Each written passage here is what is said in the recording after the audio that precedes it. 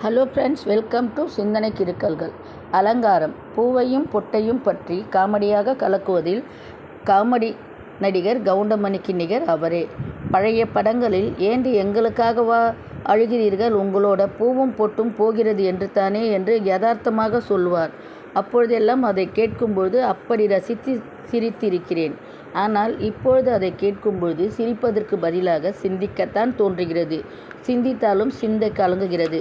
அவர்கள் நகைச்சுவையாக சொன்னது உண்மைதானே. பூவும் பொட்டும் அவர்கள் இருக்கும் வரைதானே.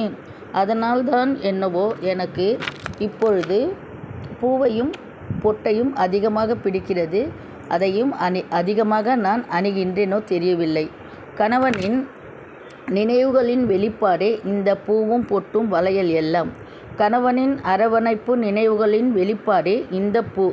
கணவனின் சுவாச மூச்சு காற்றின் நினைவுகளின் வெளிப்பாடே இந்த பொட்டு. கணவனுடன் வாழ்ந்த வாழ்க்கையின் நினைவுகளின் வெளிப்பாடே இந்த வளையல்.